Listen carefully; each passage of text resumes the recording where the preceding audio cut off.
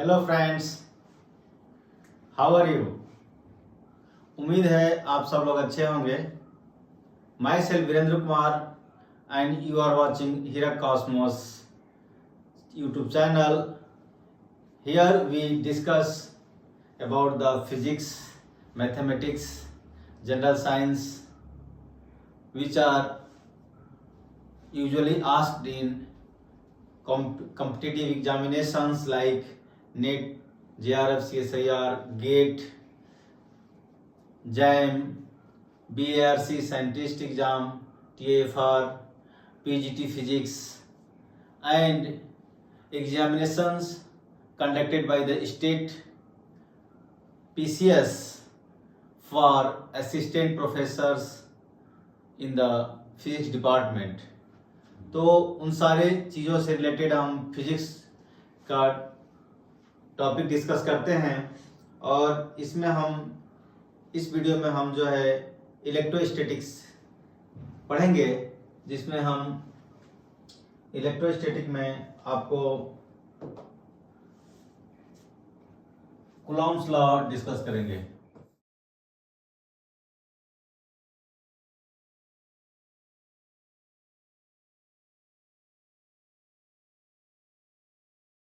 Electrostatic का ये beginning होता है, हम चार्ज को जाने, चार्ज क्या होता है और यदि चार्ज हैं तो उनका स्टडी कैसे करें, क्या वो इन्फ्लुएंस क्रिएट करते हैं, कैसे इंटरेक्शन करते हैं, उन सारी चीज़ों की स्टडी जो है स्टैटिक केस में इलेक्ट्रोस्टैटिक्स के अंदर की जाती है। इलेक्ट्रोस्टैटिक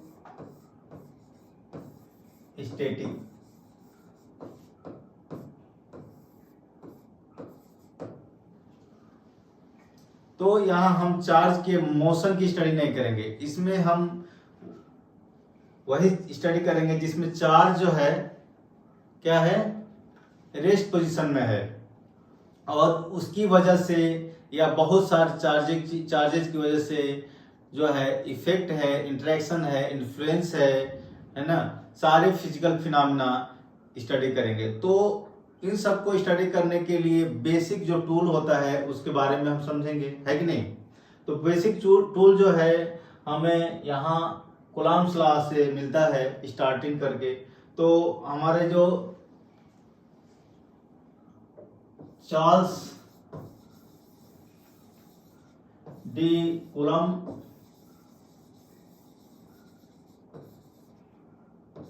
अगस्टिन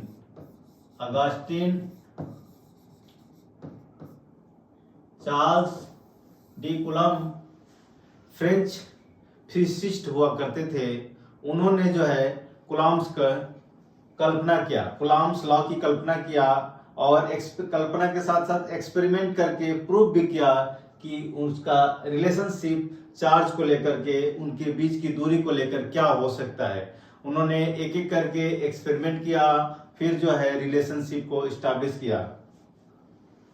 दोस्तों आपको ये बता दें कि जो है उनको एक्चुअल में चार्ज मेजरमेंट करने का उस समय कोशिश नहीं किया। उन्होंने बस एयर एंड ट्रायल मेथड से अलग अलग स्फेरिकल चार्जेस लेकर के अपना एक्सपेरिमेंट को रिपीट किया। पहले जो है मान लीजिए दो चार्जेस लिए, फिर उनके बीच की दूरी को फिक्स करके, ठीक है, उनकी बीच की दूरी को फिक्स करके इनके चार्जेस को चेंज कर करके उनके इफेक्ट को जो है मेजर किया। ठीक है, इफेक्ट को मेजर करने के बाद फिर जो है चार्ज के बीच की डिस्टेंस को अलग अलग बदल करके सेम चार्ज को रख करके फिर इफेक्ट को मेजर किया। तो इस तरह से करके वो जो है एक जो है फॉर्मूला एस्टैब्लिश किया जिसको कहते हैं हम लोग Coulomb's law.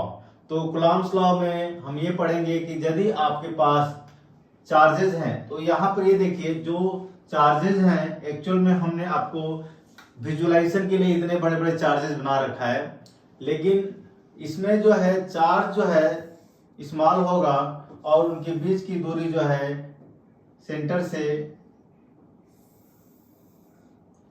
In comparison to the charge magnitude बहुत ज्यादा होगा। मान लीजिए आपके पास ये Q1 और Q2 दो चार्जेस हैं, ठीक है, और इनके बीच की जो डिस्टेंस है, distance between them is R। हम जो है SI यूनिट में ही यहाँ पर स्टडी कर रहे हैं, तो R is the metre, R metre, and Q1 Q2 are the charges in coulomb. तो Q1 और Q2 दो चार्जेस हैं, इनका साइज जो है बहुत ही स्मॉल है, इसलिए इन चार्जेस को क्या कहते हैं, पॉइंट चार्जेस कहते हैं, ठीक है। Point charges Q1 and Q2 are called point charges.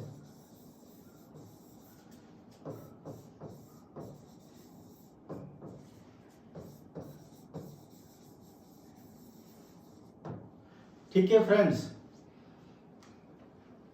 Point charges in comparison to the distance between these two charges, right.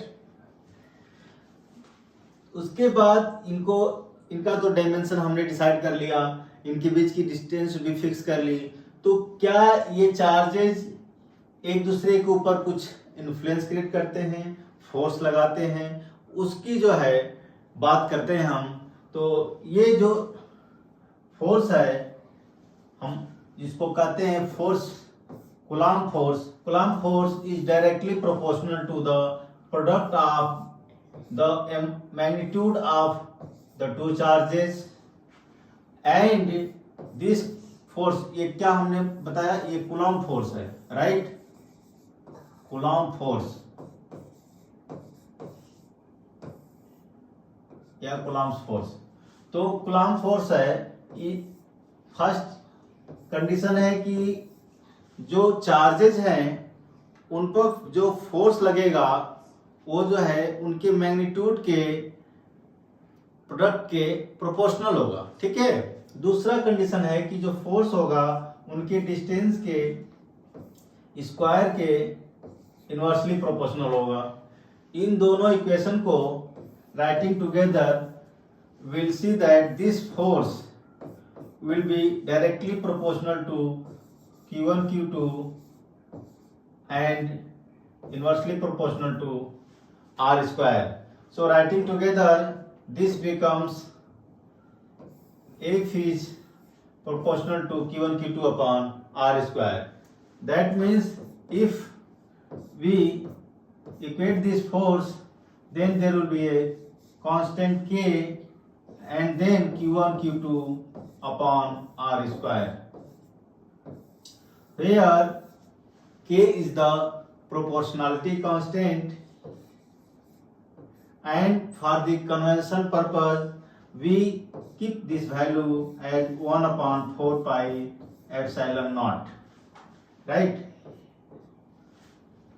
So this is the quantitative definition of the Coulomb force, right. Here epsilon naught is called the permittivity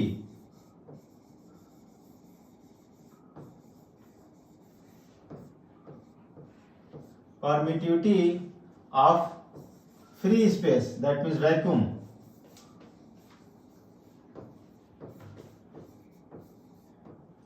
ठीक है, तो ये हमारा coulomb force का mathematical definition हुआ।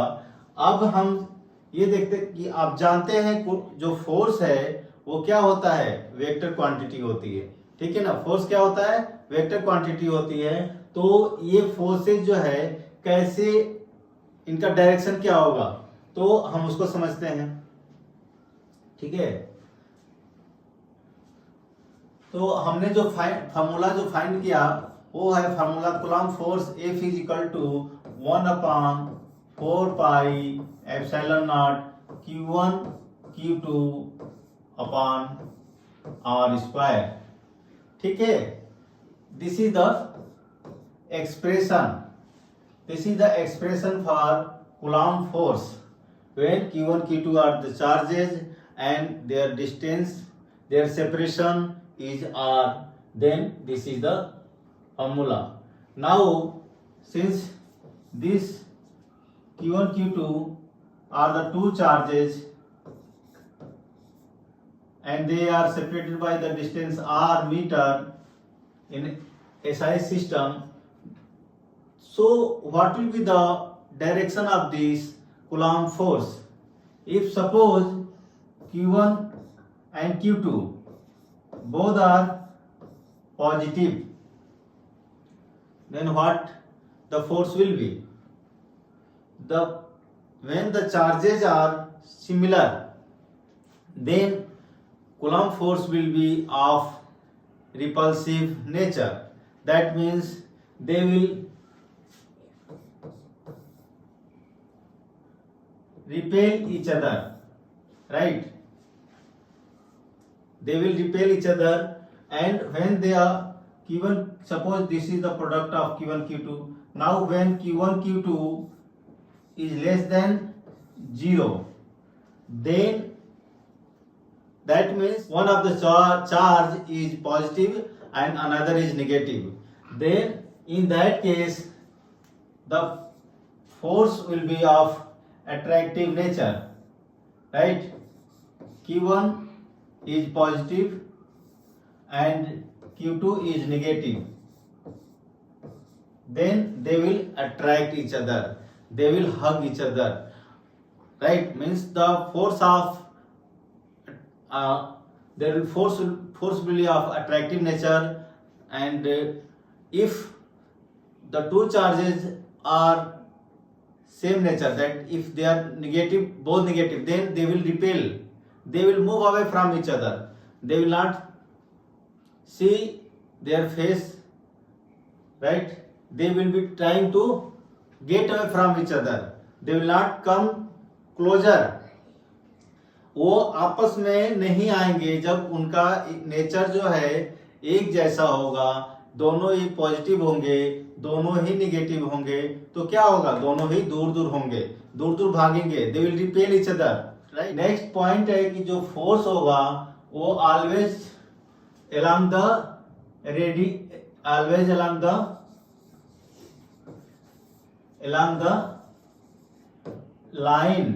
line joining the charges.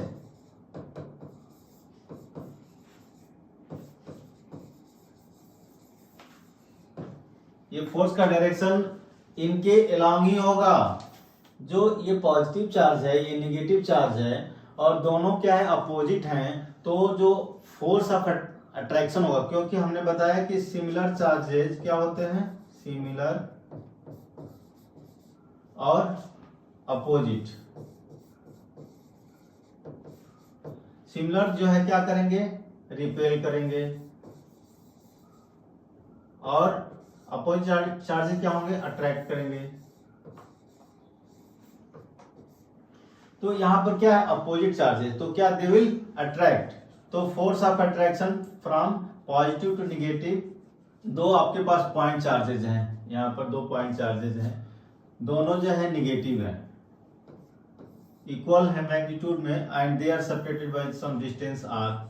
So what they will do? They will repel, they will move away from each other.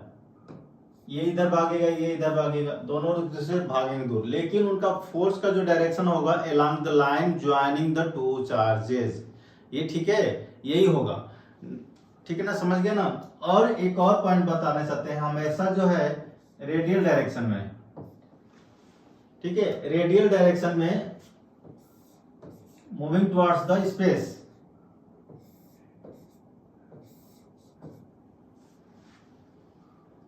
और negative charge में जो है, जो फील्ड लाइंस होती हैं, फील्ड लाइंस भी डिटेल में बताएंगे, वो क्या होगा? Moving from space towards the charge, ठीक है?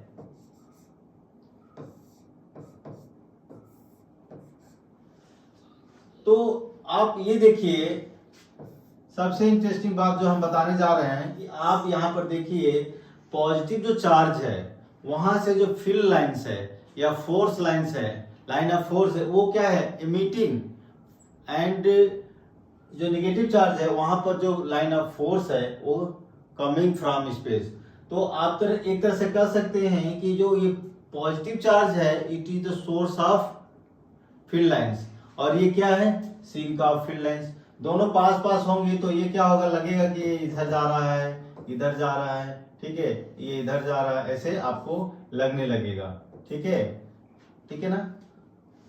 तो पॉजिटिव चार्ज से लाइन ऑफ फोर्स जो है नेगेटिव चार्ज में समाती हुई मालूम होती है और यहां से निकलती हुई मालूम होती है। ये तो हमारा कूलम्ब फोर्स का एक नेचर हुआ, मैंने जो समझाया आपको। कुछ और बेसिक जानकारी करते हैं। हमने कूलम्ब फोर्स को F equal to 1/4 pi epsilon naught Q1 Q2 upon R² mathematically express किया था। This is the formula for the Coulomb force. कौन सा फोर्स, कूलम्ब फोर्स।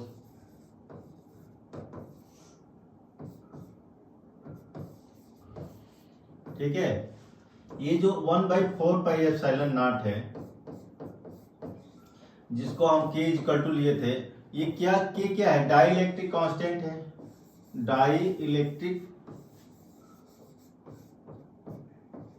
कांस्टेंट बोलते हैं इसको। ठीक है, और ये डाई इलेक्ट्रिक जो होता है मीडियम का होता है। जैसे आप जो दो चार्जेस रखे हैं उनके बीच में मीडियम क्या है, वैक्यूम है या कोई मैटर है, मटेरियल है, उसके हिसाब से डाइलेक्ट्रिक कांस्टेंट की वैल्यू होती है। स्पेस के लिए जब वैक्यूम हो तो इसकी value 1/4 pi epsilon naught equal to 9 into 10⁹। इसका यूनिट क्या हो जाएगा, फोर्स का यूनिट क्या होता है, न्यूटन होता है। तो न्यूटन मीटर स्क्वायर पर कूलम्ब स्क्वायर। देखिए आप यूनिट जो है फार्मूला जानते हैं तो फार्मूला से भी ले सकते हैं, ठीक है कि नहीं। तो ये जो है 1/4 पाई एप्सिलॉन नॉट की वैल्यू पूरी कितनी होती है, 9 इंटू 10⁹ न्यूटन मीटर स्क्वायर पर कूलम्ब स्क्वायर। ठीक है बच्चों, आप समझ रहे हैं। और एप्सिलॉन नॉट की वैल्यू कितनी होगी, आप जो है इससे एप्सिलॉन नॉट निकालेंगे तो क्या हो जाएगी 8.85 इंटू 10⁻⁻12 क्या हो जाएगा, कूलम्ब स्क्वायर पर न्यूटन मीटर स्क्वायर। ठीक है, ये वैल्यू आ जाएगी। तो ये जो है कुछ तो बेसिक फैक्ट है जो मैंने आपको बताया। अब आपको हम ये दिखाएंगे कि कूलम्ब जो है, देखिए ये न्यूटन जो आपको पता है कूलम्ब जो है बहुत बड़ा, एक कूलम्ब जो है, एक कूलम्ब चार्ज जो है बहुत बड़ा चार्ज होता है। 1 कूलम्ब चार्ज बहुत बड़ा चार्ज होता है। तो प्रैक्टिकली जो है हम जो है 1 कूलम्ब चार्ज में नहीं मेजर करते हैं, स्मॉल चार्जेस में मेजर करते हैं, जैसे माइक्रो कूलम्ब, मिली कूलम्ब, ये सब चीज स्मॉल यूनिट लेते हैं। अब माइक्रो कूलम्ब में कितना होगा coulomb, 1 micro coulomb equals to 10⁻⁻6 coulomb. ठीक है, 1 milli coulomb is equal to 10⁻³ coulomb. इस तरह की यूनिट जो है फिजिक्स में डिफाइन की जाती हैं, स्मॉलर यूनिट्स। ठीक है, अब हम देखते हैं जब चार्जेस 1 कूलम्ब हो तो क्या होगा। हमने फोर्स लिखा F is equal to 1/4 pi epsilon naught into Q1 Q2 upon R²। But when Q1 is equal to Q2 is equal to 1 coulomb each and the separation R is equal to 1 meter, then what will happen, F is equal to 1/4 pi epsilon naught, that is equal to 9 into 10⁹ Newton. ठीक है, तो आप ये देखिए जो जब हमारा charge जो है 1 कूलम्ब है, ठीक है, और उनके बीच का सेपरेशन 1 मीटर है, तो फोर्स की वैल्यू कितनी आ गई, 9 into 10⁹ मीटर। ठीक है, तो आप जो है एक जो है फोर्स को डिफाइन कर सकते हैं कि when we take the 1 coulomb charge, two charges, 1 coulomb value of each 1 coulomb, they and separated by distance 1 meter, then the forces acting between the two will be equal to 9 into 10 to the power 9 Newton. तो आप देख सकते हैं ये force जो है electric force कितना strong है, 9 into 10 to the power 9 newton का फोर्स लग रहा है ना। ये फोर्स कितना ही ज्यादा स्ट्रांग है। 1 कूलम्ब जो ईच चार्जेस हैं और 1 मीटर के सेपरेशन पर हैं, तो उन पर जो है 9 into 10 to the power 9 newton का स्ट्रांग इलेक्ट्रिक फोर्स लग रहा है, जिसको कूलम्ब फोर्स कह रहे हैं। ठीक है ना। ये आपका जो है बेसिक कूलम्ब्स लॉ हो गया। आपको जो है इस वीडियो में कोई डाउट है, कोई चीज समझ में नहीं आ रही हो, तो आप हमें कमेंट करके पूछ सकते हैं। और जो आपने यदि हीरा कॉस्मोस चैनल को सब्सक्राइब नहीं किया है तो सब्सक्राइब कर लीजिए और भी इस वीडियो को लाइक कर दीजिए, अपने फ्रेंड्स में भी शेयर कीजिए। दोस्तों, आपका जो है सब्सक्रिप्शन जो है बहुत इम्पोर्टेंट है। इससे हमें मोटिवेशन मिलता है, इससे लगता है कि नहीं आप लोगों को हमारी जो लेक्चर है आपको समझ में आ रहा है, आप हमसे जुड़ रहे हैं। ठीक है, तो हम जो है और मेहनत करते हैं आप लोग के लिए, और आप लोग के लिए अच्छा जो है लेक्चर प्रिपेयर करते हैं, आपको पढ़ाते हैं। ठीक है, तो आपका सब्सक्रिप्शन सब्सक्राइब करने से कभी भी जो है स्टूडेंट को, लर्नर्स को, व्यूअर्स को हेजिटेट नहीं करना चाहिए, because we are working for you, we are giving something to you so that कि आपको कुछ फायदा हो। तो उसको हमें जो है मोटिवेशन के तौर पर आपका एक सपोर्ट चाहिए, एक लाइक चाहिए, एक सब्सक्राइब चाहिए, शेयर कीजिए। ये आपका सपोर्ट है। जब सपोर्ट करेंगे तो हम और ज्यादा मेहनत करेंगे। ठीक है कि नहीं, ये सामान्य सी बात है। तो अब हम आपको कुछ न्यूमेरिकल प्रॉब्लम्स करके दिखाएंगे इस कूलम्ब्स लॉ पर, जो कि एग्जाम्स में, कंपटीशन में निश्चित रूप से पूछे जाते हैं। और ये कुछ प्रॉब्लम्स का देखिए लेवल तो अलग अलग वेरी करता है, एडवांस लेवल तक लेकर जाएंगे आपको। ठीक है, अभी हम कूलम्ब्स लॉ डिस्कस कर रहे हैं, इसके बाद इलेक्ट्रिक फील्ड डिस्कस करेंगे, फिर गॉस लॉ डिस्कस करेंगे, 1 बाय 1 डिस्कस करेंगे। आपको पूरा थॉरोली जो है हम आपका कंसेप्ट क्लियर करेंगे। ठीक है, तो चलिए हम जो है न्यूमेरिकल सॉल्व करते हैं फ्रेंड्स। तो हम ये क्वेश्चन सॉल्व करेंगे और जो है फंडामेंटल जो है कूलम्ब्स लॉ को समझेंगे कि प्रैक्टिकली हम कूलम्ब्स लॉ को कैसे जो है फिल कर सकते हैं। तो फिल करने के लिए चलिए हम ये क्वेश्चन को सॉल्व करते हैं। बहुत ही प्यारा सा क्वेश्चन है, लेकिन है बहुत अच्छा, क्योंकि ऐसे ही क्वेश्चन जो है कॉम्पिटिटिव एग्जाम में पूछे जाते हैं, ना बहुत टफ ना बहुत आसान, लेकिन होंगे ट्रिकी। तो आपके पास दिया हुआ क्वेश्चन है, a charged metallic sphere A is suspended by a nylon thread, another charged metallic sphere B held by an insulating handle is brought close to A such that the distance between their center is 10 centimetre. ठीक है, तो उसमें पहला question, ये question पहले समझते हैं कि एक चार्ज मेटालिक स्फीयर है, एक स्फीयर दिया हुआ है, चार्ज है, मेटल का है, वो जो है नायलॉन थ्रेड से हैंग कर रहा है। ठीक है, उसके पास जो है हम जो है दूसरा जो है another charge metallic sphere B is क्या, जो कि इंसुलेटिंग हैंड से ले पकड़ के, ग्लव्स पहन लिए, जो भी पहन लिया, लेकिन इंसुलेटिंग होना चाहिए, उसके पास लाते हैं। और कितना दूर रखते हैं, distance between their centre is 10 centimetre, और दोनों के बीच के डिस्टेंस जो है 10 सेंटीमीटर रखते हैं। ठीक है, दो स्फीयर हो गया, एक चार्ज स्फीयर ये हो गया, एक चार्ज स्फीयर हो गया। हम ये तो हैंग कर रहा है नायलॉन थ्रेड से हैंग कर रहा है, मतलब it is free to move, right, it is free to move ऐसे। अब हम जो है दूसरा चार्ज एकदम इंसुलेटिंग हैंड से पकड़ के उसको टच नहीं कर रहे, there is no transfer of charges between the sphere and our body, insulating thing से पकड़ के लेकर आ रहे हैं, और उसको इतना दूर लेकर आए हैं कि जो पहला चार्ज हैंग कर रहा है उसके और इसके बीच में 10 मीटर का डिस्टेंस हो। ठीक है, 10 सेंटीमीटर का। अब कह रहे हैं कि वो हैंग होने दो, वैसे हैंग हो रहा है। ठीक है, आप कह रहे हैं दूसरा क्वेश्चन नेक्स्ट की आपको फिगर दिखाएंगे, the resulting repulsion of A is noted. अब दोनों चार्ज जो है, दोनों स्फेरिकल चार्ज हैं, कुछ ना कुछ रिपल्सन अट्रैक्शन फील करेंगे। If they are of the same type they will feel the repulsion, right. Now condition is that the resulting repulsion note कर लिया गया, for example by shining a beam of light and measuring the deflection of shadow on a screen. तो ये technique है, कैसे reflection, तो हमने उस पर बीम के हिसाब से देखा कितना डिफ्लेक्ट हुआ, हमने स्क्रीन पर नोट कर लिया। Spheres A and B are touched by on charge spheres C and D. अब नेक्स्ट कंडीशन है कि दोनों चार्ज तो ऐसे अपने जगह पर हैं, ए और बी, अब दो और अलग से चार्ज लेकर आ रहे हैं स्फेरिकल चार्ज सी और डी। क्या कर रहे हैं, उनको सी को ए से टच करा दिया और डी को बी से टच करा दिया, ठीक है। फिगर के हिसाब से दिखाएंगे आपको नेक्स्ट फिगर 1.7 बी में। एंड देन रिमूव, उसके बाद सी और डी को रिमूव कर लिया, टच करा के रिमूव कर लिया। अब नेक्स्ट क्या कर रहा है कि अब दोनों चार्ज जो ए और बी थे उनके डिस्टेंस को घटा दिया। पहले 10 सेंटीमीटर था, अब क्या कर दिया, 5 सेंटीमीटर कर दिया, डिस्टेंस को हाफ कर दिया।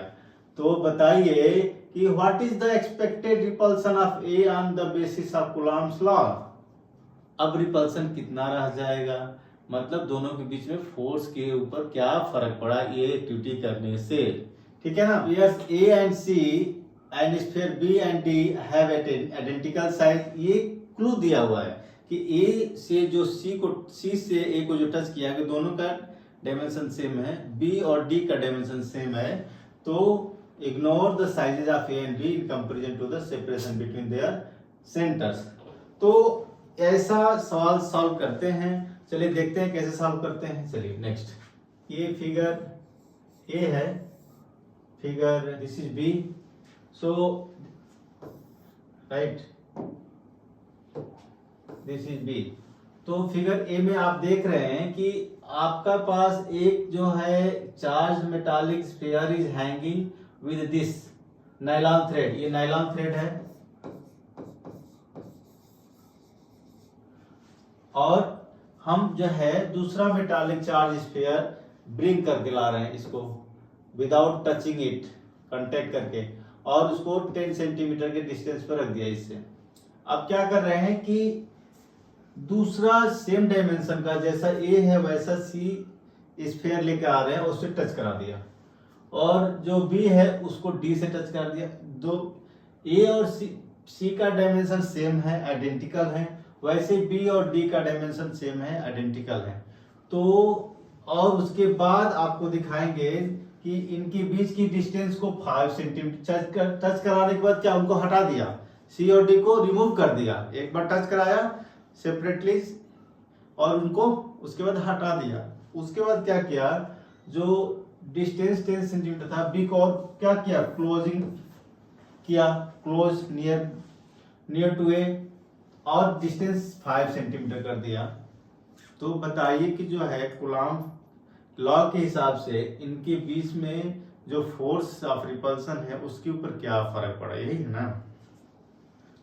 चलिए तो देखते हैं, अब इसको सॉल्व करते हैं। Let charges on metallic spheres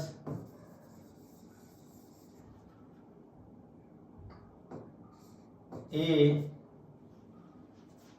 and R, Q and Q prime respectively।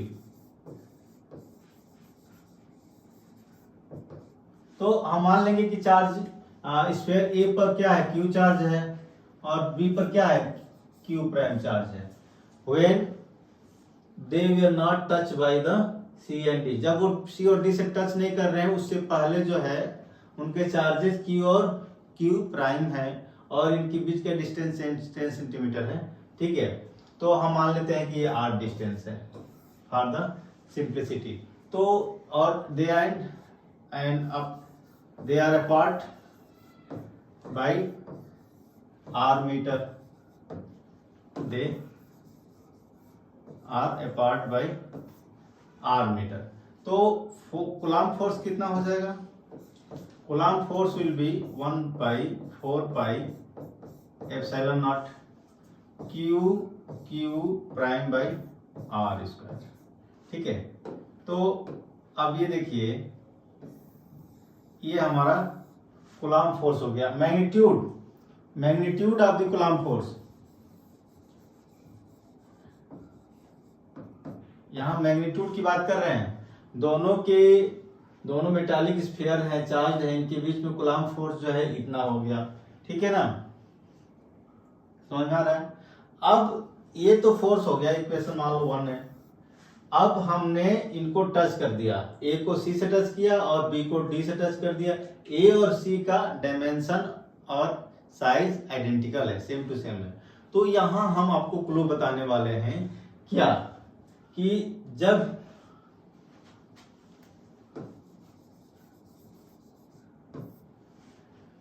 To spheres identical हैं और one is having charge Q and ये और ये क्या है, सेम टू सेम है। साइज शेप क्या है, प्रॉपर्टी इनकी क्या है, साइज दोनों सेम है, आइडेंटिकल है। तो टच कर दिया, दोनों को कनेक्ट कर दिया। टच करना मतलब कनेक्ट कर दिया, तो व्हाट विल हैपन, बताइए? जब दोनों एक दूसरे से टच होंगे तो क्या होगा? टच होंगे तो आदान प्रदान होगा, क्या, चार्जेस का। तो क्या होगा, दोनों जो है कोशिश करेंगे कि दोनों को चार्ज, क्या कोशिश करेगा, ये दोनों में चार्ज का ट्रांसफर शुरू हो जाएगा। जो हाई डेंसिटी चार्ज से लो डेंसिटी में जाएगा, भाई इधर चार्ज ज्यादा, इधर तो खाली है, अनचार्ज था, लेकिन साइज शेप एक जैसा है। तो क्या होगा, यहां से चार्ज जाना लगेगा। ठीक है, कनेक्ट करते ही क्या होगा, चार्ज का ट्रांसफर होगा। कब तक होगा? जब तक दोनों के बीच में इक्विलिब्रियम स्टैब्लिश ना हो जाए, दोनों के बराबर चार्ज ना हो जाए। तो चार्ज जब बराबर होंगे तो क्या हो जाएगा, फाइनली इस पर Q/2 चार्ज आ जाएगा और इस पर Q/2 चार्ज आ जाएगा। तो that is the clue here in this question, when the identical charged and uncharged spheres are coming in contact with each other, then the charges will be equally distributed due to symmetry। क्योंकि identical हैं तो उन पे बराबर बराबर charge आएगा। छोटा बड़ा होता हो सकता है, चार्ज कम ज्यादा होता, लेकिन आइडेंटिकल है यहाँ पे, तो चार्ज ड्यू टू सिमेट्री दोनों पे बराबर आएगा और हाफ हो जाएगा चार्जेस। ठीक है, समझ में आ रहा है ना, है कि नहीं? भाई इसमें रॉकेट साइंस नहीं है, सिंपल सी बात है, चार्जेस क्या हो जाएंगे, हाफ हो जाएंगे। ठीक है ना। सिमिलरली जब दूसरे स्फीयर पे क्या था, दूसरे स्फीयर पे ये मान लो स्फीयर ए है, इसी से कनेक्ट हो गया। अब स्फीयर बी है, मान लो ये बी है, इस पर चार्ज Q प्राइम है और ये स्फीयर डी है, यहां लिख देते हैं, ये स्फीयर डी है, ये चार्ज और ये कनेक्ट कर दिया। कनेक्ट करते ही दोनों चार्ज जो स्फीयर्स है आइडेंटिकल है शेप साइज में, और इसमें चार्ज Q है, कनेक्ट करते ही क्या, फिर चार्ज का ट्रांसफर होगा। तो आफ्टर इक्विलिब्रियम इज अचीव्ड, मतलब चार्ज का यदि कंप्लीट ट्रांसफर हो गया तो क्या वो दोनों पर चार्जेस बराबर होंगे, आइडेंटिकल नेचर होने की वजह से, शेप साइज। तो इस पर चार्जेस फाइनली जो है Q प्राइम बाई 2 हो जाएगा और Q प्राइम बाई 2 हो जाएगा। समझ में आ रहा है?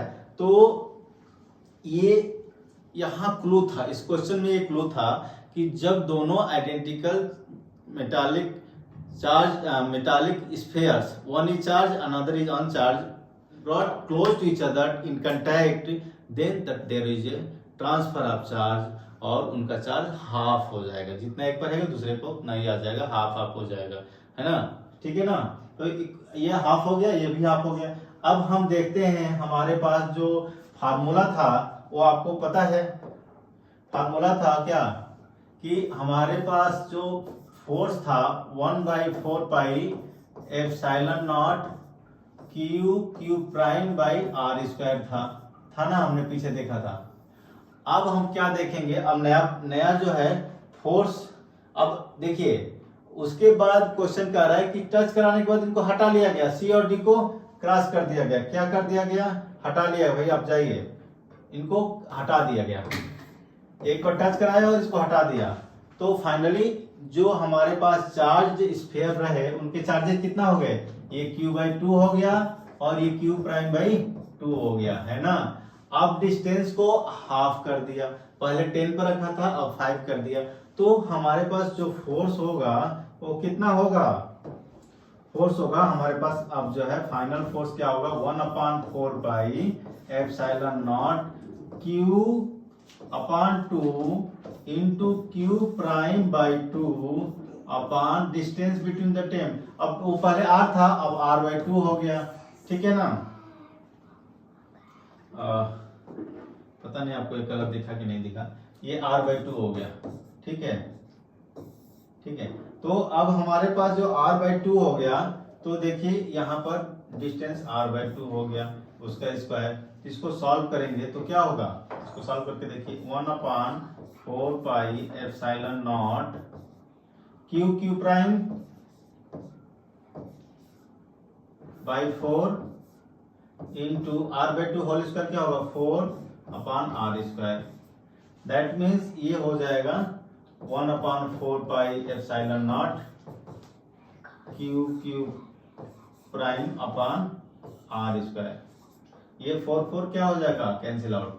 तो आप क्या देख रहे हैं, जो हमारा f' फोर्स f के बराबर, तो इस क्वेश्चन में यही आंसर है कि जब हम दो मेटालिक स्फीयर्स हैं और उनको जो है 10 सेंटीमीटर अपार्ट रख रहे हैं और दोनों चार्ज हैं, दोनों पर अलग अलग चार्जेज हैं, और हम अगेन जो है दूसरे स्फीयर मेटालिक स्फीयर को ला करके आइडेंटिकल को जो कि चार्ज नहीं है टच करा दिया और हटा दिया और बीच में दोनों का डिस्टेंस हाफ कर दिया, तो फाइनल जो फोर्स ऑफ रिपल्सन होगा कूलॉम्स लॉ के अनुसार क्या होगा, सेम ही रहेगा। ये हमारा आंसर हुआ, सेम ही रहेगा, नो चेंज।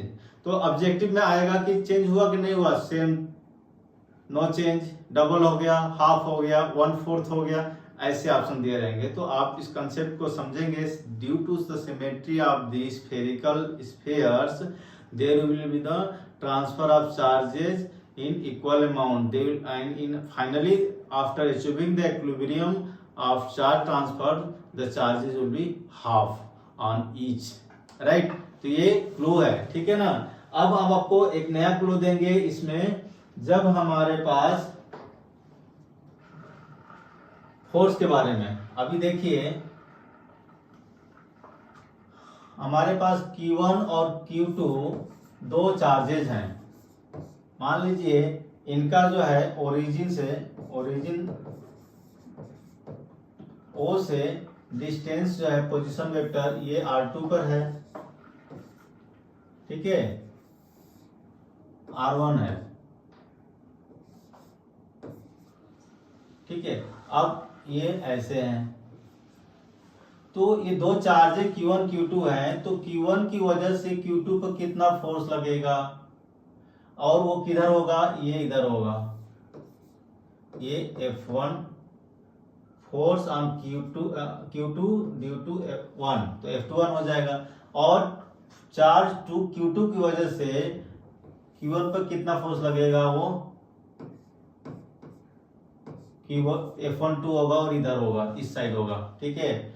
दोनों के बीच में जो सेपरेशन होगा वो मान लीजिए R12, ये R12 is equal to R2 minus R1, ठीक है। तो ये हमारा बीच का सेपरेशन हो गया। तो आप ये बताइए हम यहाँ ये क्यों डिस्कस कर रहे हैं। तो कूलॉम फोर्स का नेचर हम नेक्स्ट क्लू बताने जा रहे हैं कि कूलॉम फोर्स का नेचर जो वैसा ही होता है जो न्यूटन्स का थर्ड लॉ में फोर्स का नेचर होता है, ठीक है। न्यूटन्स का थर्ड लॉ, न्यूटन्स के 3 नियम आपको पता ही होगा, ठीक है कि नहीं। तो उसमें थर्ड लॉ क्या था, इक्वल एंड अपोजिट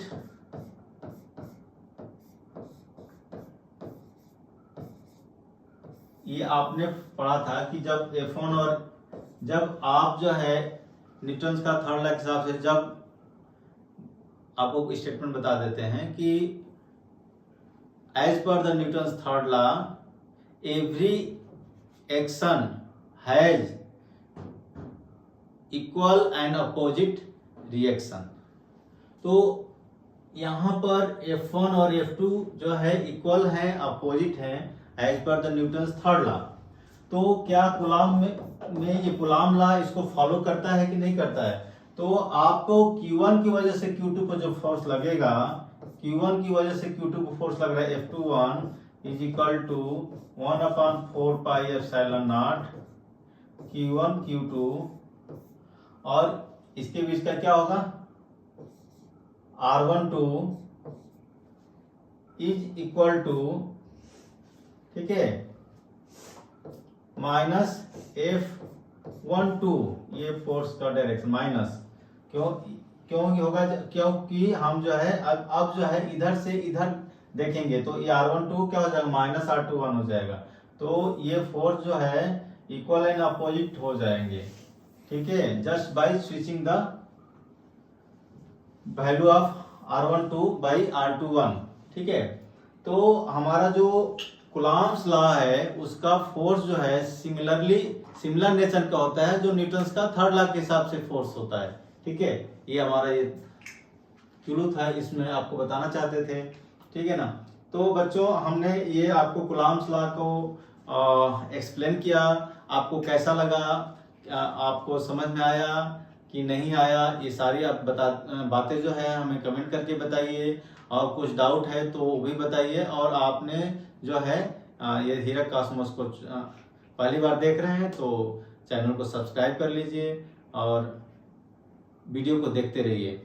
तो मिलते हैं नेक्स्ट वीडियो में, जुड़े रहिए हमसे, हम लगातार आपको वीडियो लेकर आएंगे, ठीक है। तब तक के लिए थैंक यू, बाय बाय।